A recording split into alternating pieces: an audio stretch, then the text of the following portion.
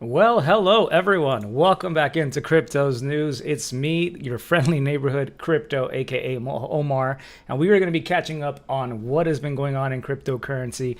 And I do have to apologize, I haven't put out a video, and quite a little bit of guilt has begun to seep into me, of course, because I have to give a huge shout out to those guys who make it possible to do this show, at least somewhat, of course, without having any sort of ads that I'm getting paid to shill in the background. There's plenty of that in crypto, and I don't want to be wasting your time having to deal with that. So I do want to give a special shout out to, of course, my Patreon sponsors and to my YouTube sponsors out here. Thank you guys so much. But because of y'all, I'm back here with a video update to let you guys know some of the most important things. So you're going to want to stay tuned because we're going to be covering some of the most important things that are affecting cryptocurrency and maybe driving the sentiment down into the ground, as you might have gauged from looking at the title of this video. So let's go ahead and get into things. I hope you guys are doing awesome, and hopefully everything continues to run fine, because my internet has been a little bit iffy trying to set up this video here for you guys, but we'll make it happen either way. Anyway, let's go ahead and start off. How do we switch here to the browser? Oh yes, there we go. Here we are with the current prices for Bitcoin, Ethereum, and other cryptocurrencies. We have Bitcoin down 2.8% over the last day, sitting at $60,280.69, just basically hovering over that support of $60,000. Like, there's even a stream that I just saw happening earlier with some other crypto YouTubers that I've been familiar with, like Crypto Blood, that was going on, where they were talking about how it was an emergency. We're going to be seeing a $50,000 Bitcoin in short order, and there is the possibility for that definitely to take place, but plenty of room for optimism. So we're going to be examining that with today's news in just a moment. You also have Ethereum down a bit more, down 3.6% over the last 24 hours. It's at $3,297.18. Well, north of $3,000, maybe not well north of $3,000. We could dip really, really quickly, as we know in crypto. Take the stairs up, take the elevator down, right? Anyway, it's been a little bit more brutal for certain other coins. Solana down 8.8% over the last 24 hours. So you can see that alts are getting hit a little bit harder here than Bitcoin. But I think that at least a good part of this has to do with Bitcoin, as you guys will see shortly. So here's the Crypto Fear and Greed Index. I was just very curious to see where it's at. It's a marker of whether, looking at different sources that this site looks at, whether most of those surveyed and looking at the data points are expecting that we are greedy right now in crypto. We're trying to buy it. We feel like we have FOMO. We missed the boat, something like that. That would be like 100. And then greed would be the exact opposite. Oh no, I'm gonna sell right now because there's gonna be a huge crash coming up. I don't know why I've held on this long. I'm going to lose it all, right?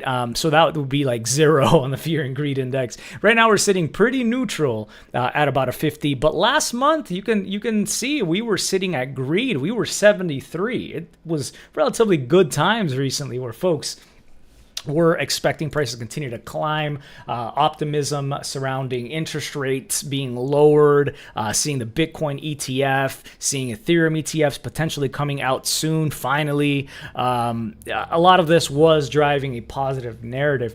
But recently we've got some stuff that has been painting things a bit more red. So not too much of a surprise to see it drop from 73, but we'll have to continue to monitor this. Looking at the max chart here over time, following since basically the beginning of 2018, February 1st, 2018, when this is being tracked, you can see how wild and volatile the Fear and Greed Index is. And it looks to me like it's already been quite the drop from the recent highs that we had been seeing previously. So is this the bottom when it comes to fear? I cannot guarantee that to you guys, but looking at this chart, maybe you can drop some of your own conclusions. But I think most relevant to that, of course, is the news, what has been going on. So this is what it is. Mt. Gox to begin repayments this month here in July. It's been announced that this first week would be when those who were involved with the Mt. Gox hack, so Mt. Gox Exchange,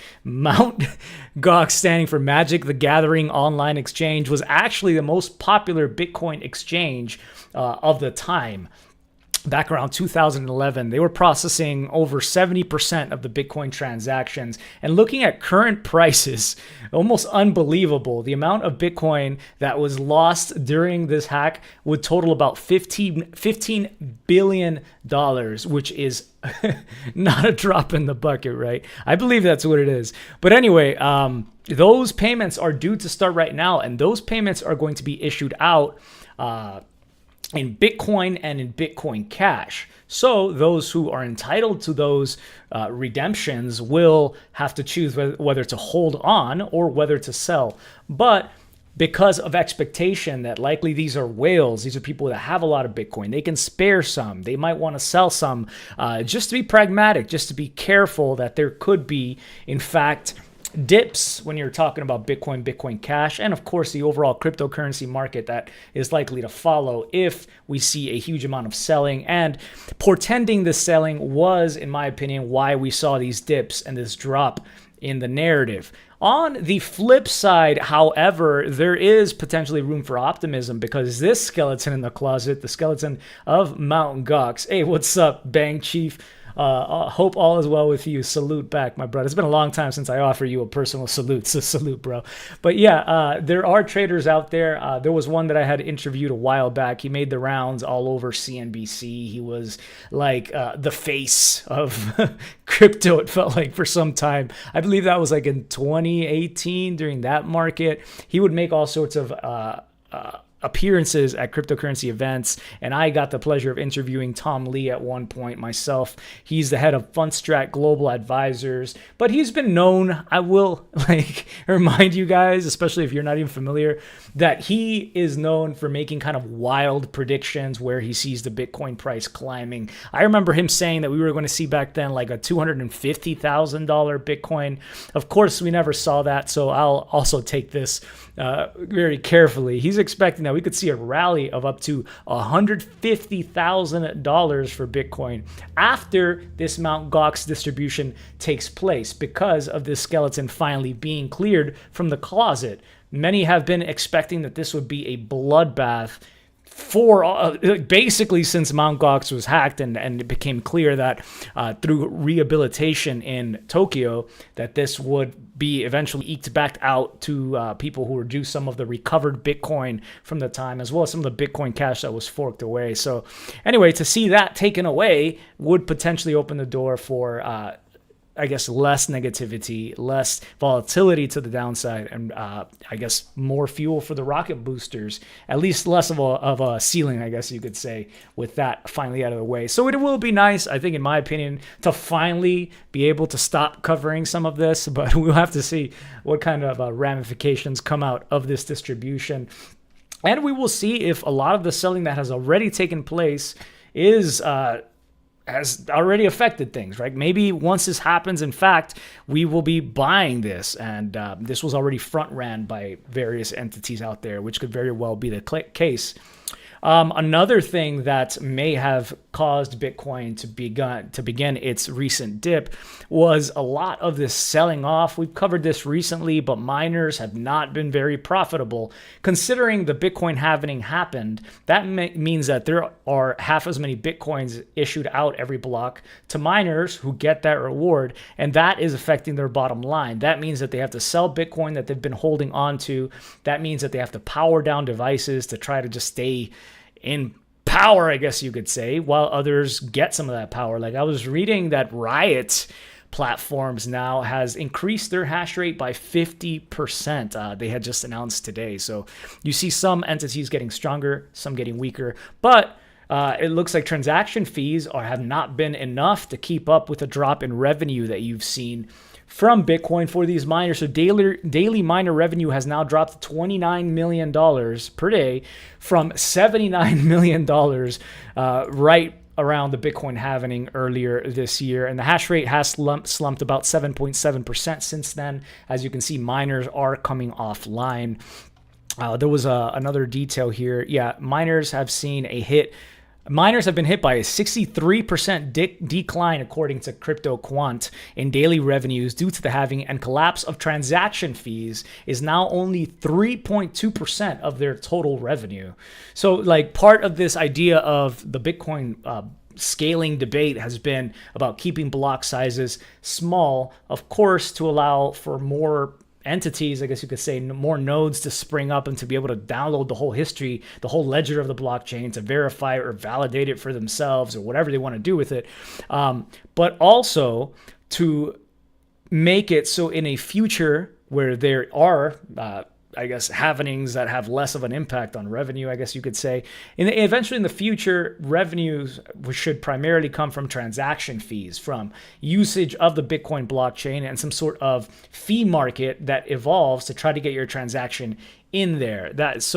Transaction fees are not really high at this time towards that kind of goal. And in my opinion, this is potentially a problem, as others have pointed out many times in the past and we've covered, because hash rate dropping is not good for security. It opens up Bitcoin to cheaper attacks from nation states or entities that might want to circumvent the network, and all sorts of other issues that I'm not going to cover right now. But point being, transaction fees low, miners turning off, and having to sell Bitcoin. So you're talking about the selling that is coming potentially from Mt. Gox and those front-running that distribution, which I think that sell-off is what started all of this. And then now seeing and hearing more and more about miners having capitulated and selling that Bitcoin. What's also interesting is that it looks like, where is it? I had it here. Yeah, there it is. These levels right now, the drawdown in the hash rate that we are seeing, are very similar to what happened at the end of 2022 when FTX crashed. So when FTX went down, you saw that the hash rate took a hit, and we are about at the same levels. So this is what this article is calling capitulation. I wouldn't call it capitulation completely, but certainly some miners are having to capitulate. It's just simple mathematics, of course, if they can't stay in business. So that is, of course, in my opinion, affecting prices to a degree, and that's something more of a continual thing. Unless you see Bitcoin prices go up, this is something that is likely going to continue regardless of Bitcoin being sold by Mt. Gox. So I think, like, looking at this that we've covered so far, it does seem net negative, and you can see why the fear and greed index is down here around 50 despite positivity recently. And of course, we continue to see all sorts of regulation attacks, I guess you could call them, across crypto. And okay, so let's look at this one. So SEC versus Consensys. Consensys is mostly an Ethereum native company for the most part. They blew up to offer services for Ethereum. Yeah, they also bought MetaMask, the most popular browser wallet out there. And MetaMask is now the reason that Consensys is being sued by the Securities and Exchange Commission, the SEC. They are alleging that MetaMask is selling unregistered securities, because through MetaMask there is now the option to stake ETH, locking up your Ethereum for a certain amount of time in order to get a reward.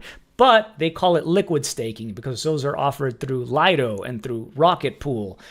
Two of the most popular liquid staking options out there. You basically lock up ETH on these platforms, and then they issue out a token such as STETH, and then you can trade that right away. Unlike if you were to natively stake Ethereum yourself, you don't generate some other token. It's just locked up and earning rewards until you stop staking those ETH. So this is popular. You might be able to stake with smaller amounts, and you can do so pretty easily through MetaMask itself. So this is being seen as an investment contract according to the SEC. The selling of these unregistered securities at no time did Consensys, MetaMask come and register with the SEC, they are alleging.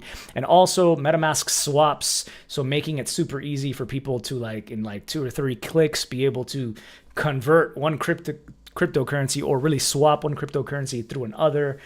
Basically, MetaMask would look through all different decentralized exchanges, trying to find you the best route, the best price, the best when it comes to fees, make that clear to you, highlight that option to you, and then you're able to do some swap. And of course, MetaMask takes some sort of cut.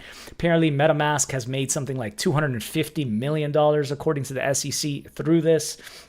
And maybe some of this was revealed through the Wells notice that that Consensys had received back in April.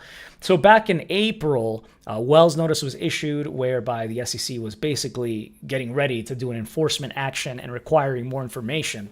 So that's what this Wells notice, or that's what Wells notices usually do. So this, of course, was seen as kind of egregious by Consensys. Consensys got, in my opinion, it looks like from the outside looking at it, like they were really upset at the SEC, especially when looking at all attacks that have happened over the last 2 years from a regulatory standpoint, especially from the SEC.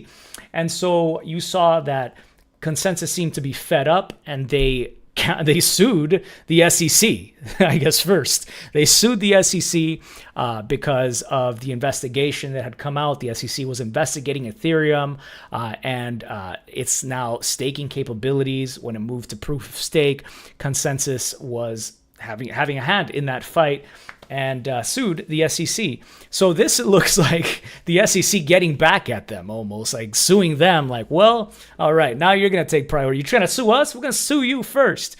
And that's just looking at it from the outside. But anyway, if you want to learn more about what's going on here, more about Lido Rocket Pool, I urge you to go ahead and check this out, SEC versus Consensys PDF. And you'll be able to, if you just look that up, I'm sure you'll be able to pull this up yourself. And you can see the case number listed right up here. Yeah, so we'll see where that goes. I think it's terrible, of course, to claim that these are definitely unregistered securities, or saying that Lido and Rocket Pool make it clear that these are investment contracts on their website. And so by offering these services through MetaMask, they are basically accomplices to this crime, this heinous crime. Anyway, what else was I think I already pretty much covered this. Let's continue on. This was just something I encountered today.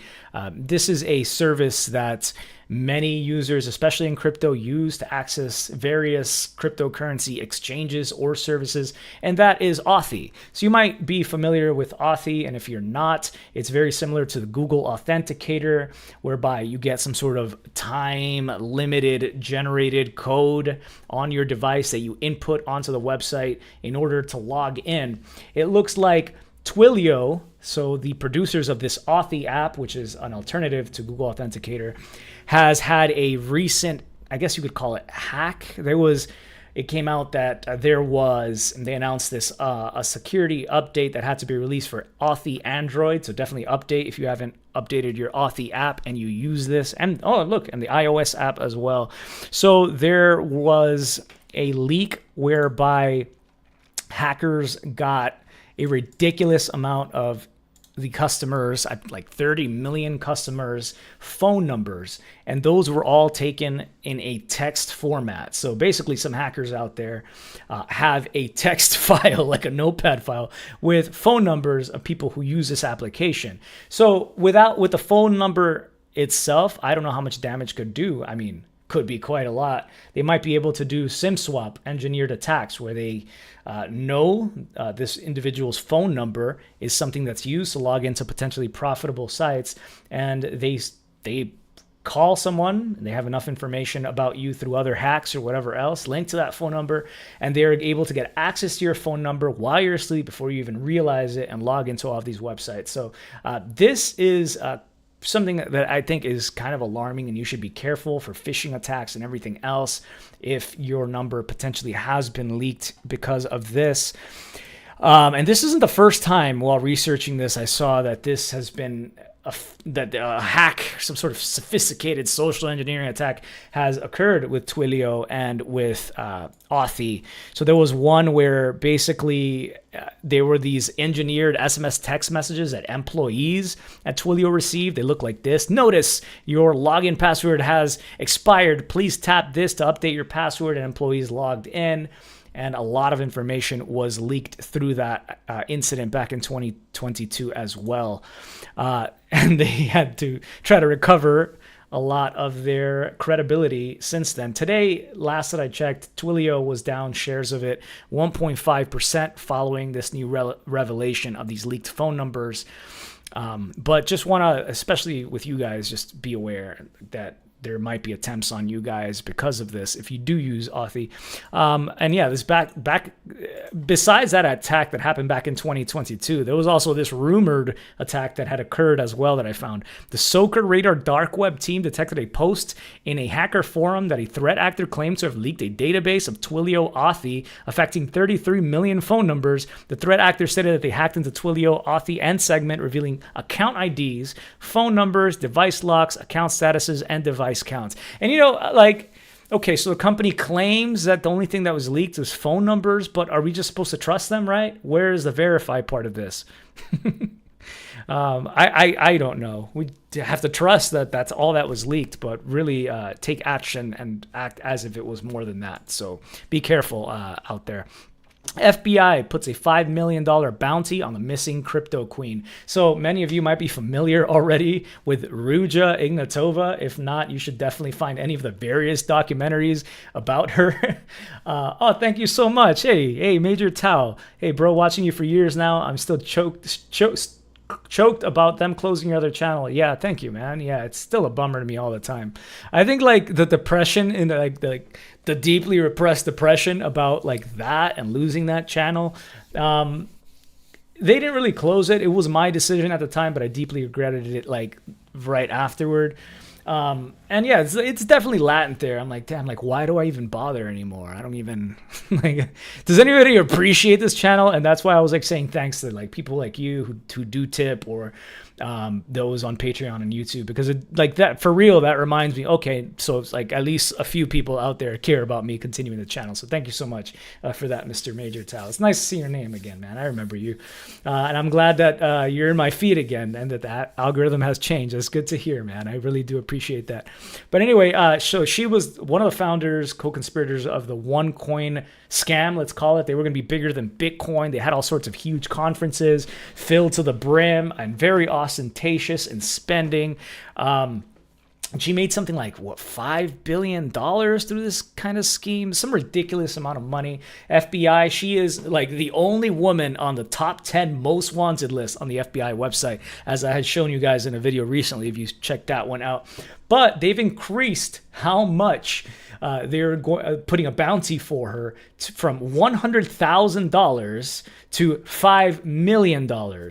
So she is Bulgarian. It looks like she might be linked to the Bulgarian mafia. So if the reason she has disappeared, which nobody can find her, isn't because of plastic surgery, because apparently she might have had plastic surgery and is wandering around with armed guards. So if you see anyone walking around Dolphin Mall in Miami or wherever local establishment, she's got a bunch of guards and maybe the right height.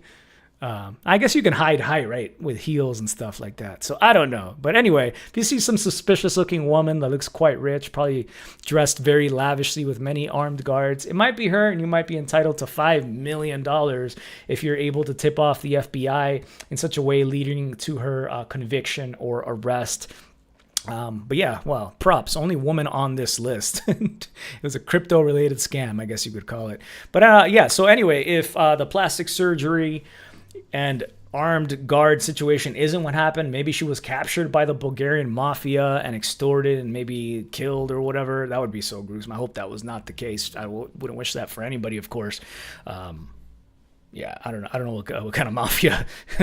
I can't get into those scenarios probably on YouTube if I want to keep the algorithm on my side, right? I said too much. But anyway, point being, $100,000 for her bounty was probably set pretty low. They figured if they could get tipped off as to where she was at, $100,000 might be a really, really nice reward for somebody who saw her boarding a plane, or somebody who saw her boarding a yacht, or some sort of waiter, somebody somewhere. The $100,000 would be a good amount of money, but it seems that has not been enough to capture her. So they're raising it to $5 million, which might be enough to get some of these Bulgarian mafia men to give up where she is.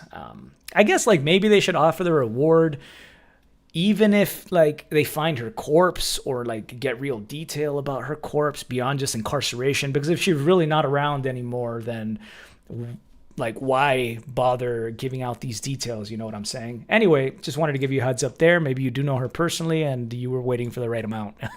Unlikely, but I guess possible. You guys have been watching the show for a while, including when this scheme was going around, which I largely ignored at the time. I didn't realize just how insane it was growing, kind of like some of these poop coins that just come out and blow up overnight. Anyway, Robert Kiyosaki, author of Rich Dad, Poor Dad, back in the news again. We finally are hearing more concretely about how much Bitcoin he claims to buy every single month. He had been familiar with Raoul Pal, who was frequently doing rounds in cryptocurrency and finance YouTube channels and on X. I've mentioned him many, many times on the show. Raoul Pal had supposedly told Robert Kiyosaki seriously about buying Bitcoin when it was $66,000. So he bought 30 Bitcoin because of his encouragement at $6,000. Today, those same Bitcoin, according to Robert Kiyosaki, are priced at around $60,000. I've continued to buy Bitcoin more every month. So he claims to buy more Bitcoin every single month. And I think part of this might be, at least announcing this now, might have to do with expectation that we would be reaching some sort of like Goldilocks zone for Bitcoin, where the chart goes so vertical it becomes some sort of sine wave to the north, and that is what Raoul Pal has called the banana zone. The banana zone. Kiyosaki explained simply, Bitcoin is rules-based money. Government's fake fiat money is debt-based money. I mean, I agree with all that. He stressed, rules-based money makes you richer. Government fake debt-based money makes you poor. Hang on tight as Bitcoin lifts off into the banana zone.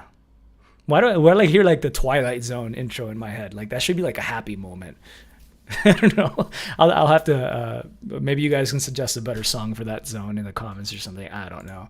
Anyway, the banana zone. Where was it? The description of the bananas? Okay, so creating is a phase where Bitcoin's value skyrockets, creating a sine curve and prompting reactions like, I should have bought some, or I should have bought more, is what Kiyosaki explained is the definition. Is the banana zone real? Raoul Pal is creating a lot of excitement talking about Bitcoin hitting the banana zone. But it's really nice to see that, Raoul Pal has gotten quite interested in Ethereum as well. And I remember watching him when he first really started talking about cryptocurrencies more, and it was mostly Bitcoin enthusiasm, and that shifted to Ethereum. So it's nice to see that he's staying balanced, at least by considering Bitcoin as well as we move forward here. I said I wasn't going to talk about politics, but I'll just flash this news article right now because I saw it on X right before. I still call it Twitter because when I go to my URL, maybe you guys do that too. When you go to type in the website, I still type in www.twitter.com and then it changes to x.com because they can redirect to that domain. But so anyway, x.com, but really Twitter. Anyway, Trump sparks talks of Bitcoin as a strategic reserve asset. It's like every single article on crypto Twitter, at least on my feed, related to him has something positive he has said about ushering in Bitcoin to try to get some sort of clout. And people are eating it up. They're lapping it up, guys. But I remember going through this, and some of you guys might have gone through this back in, 2018? Or was it 2016? It was 20. Man, it's been so long. When he was first elected, and he said some stuff that made it seem like Bitcoin would climb quite a bit at the time as well. And I don't think a lot of what he did necessarily directly impacted the price to the north, but certainly some of the hostility we had seen from the prior administration has not worked in the favor. So maybe he would be better as a candidate. I don't know. I really don't care. And I'll say right now, I'm not going to vote. I'm not going to vote for nobody. Puppet on the left, puppet on the right. And there was this article that came out today, also on the New York Times. I thought this was interesting because the New York Times is very Democratic leaning, let's call it, to the point that I've tried to cancel my subscription 5 trillion times, but they keep lowering the price. I pay $4 for the rest of my life. I don't know. It's gotten really low. So anyway, I just stay on there for the crossword puzzle games, as you know. But they do tend to lean that way. So there was this article that came out that apparently Biden might drop out of the race because according to insiders, he had done so bad in the in that first debate that happened this week or last week. Would I lose track of time? You guys understand. But anyway, he did so badly that he was weighing whether to drop out of the race entirely, and he was like at an 80% likely chance of dropping out of the race, which is, I think, probably a way for the New York Times to be like, you guys need to tune in harder and support this guy harder. But it kind of worked against them, because then the White House apparently reached out and issued a statement on X saying that the New York Times should have done more than like 7 minutes worth of comments, gotten more than 7 minutes worth of comments, and misconstrued that when they wrote the article. And it was not the case. Denied. So, the drama. Anyway, it's stupid drama. I hate it so much. I'm so sorry. Anyway, we'll move back to crypto as we wrap up here. I just wanted to give you some, I guess, for maybe some people who are optimistic. You remember how people have been interacting with various decentralized finance platforms as a way to try to get a potential airdrop that could come out in the future, and has paid off well for many occasions. You interacted, you got some nice tokens for free that were worth $6,000, $10,000, $15,000 in some cases. You were able to sell quick enough. And so there potentially is an opportunity that has caused a new application called Hamster Kombat to become the third fastest app in history to reach 150 million users, following Pokemon Go, which took 33 days back in 2016 to get to 150 million users. And with Threads, which is Instagram's rival to X, which I still haven't downloaded, hit the mark in just 6 days. Now, apparently, Hamster Kombat has done that. It looks like, looking at this chart that they put up, from the 1st of April, but not a joke, till now, they have climbed to about 200 million users, which is pretty insane. So what is this about? You basically it's a game where you play the CEO of a cryptocurrency exchange, and it's like an idle kind of clicker game, but it has puzzles in it, and you basically try to increase your profit and your income like crazy over time. And there's different challenges that people are solving together to try to get daily rewards. And people are spending so much time doing this because the team had said that they have plans for launching some sort of token in the future, and that token could be airdropped to people who use the platform and maybe have some sort of obscenely high income on the platform or engagement on the platform or yada yada. There are people looking at this and saying, but how many of these users are bots? And it could potentially be a lot as well as that could be the case, because there's money to be made, because their YouTube channel has grown insanely, rivaling Mr. Beast, the biggest YouTube channel out there. They've gotten over 10 million YouTube subscribers in 1 week and earning about $11 per 1,000 views in advertising revenue.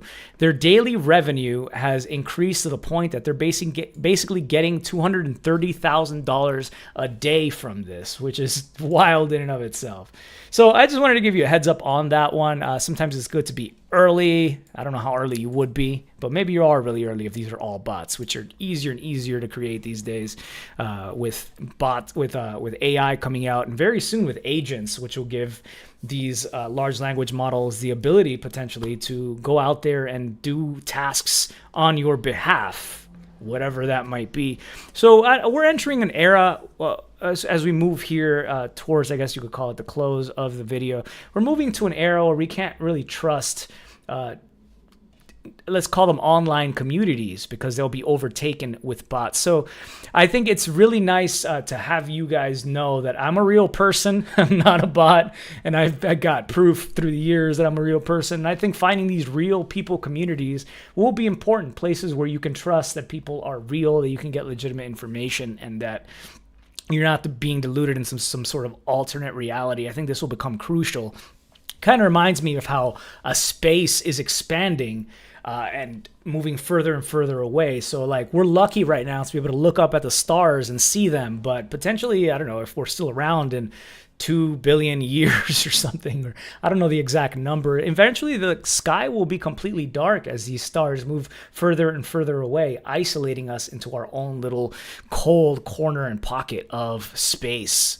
So it's kind of like that happening on some sort of micro scale with us moving further and further away from real people, at least digitally, maybe till we get the robots right. So anyway, thank you guys for being a part of this community again as we do relaunching it, and for supporting and for just staying here and having my back. I'm really trying to have your guys' back. That's why I still don't get chilled in the back. I don't chill in the background. I still get all sorts of emails constantly for platforms that are launching that are trying to pay me to just mention something, right? Or to post something on X or whatever. And I just ignore them completely flat out. And sometimes I read them just to know what is coming out, to see if there is something of value.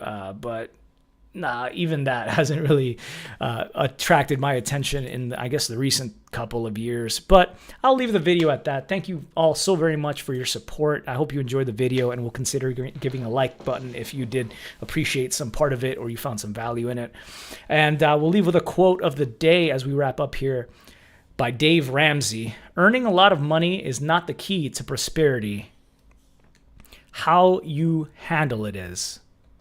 Yeah, being in crypto for this time, like this for me especially, is just like tops, like so tops. So I wish you all well, health, wealth, and prosperity for yourselves as we move forward here. Hopefully catch you guys next week if you guys have time to make it out. Take care, much love, and stay cryptic. Peace.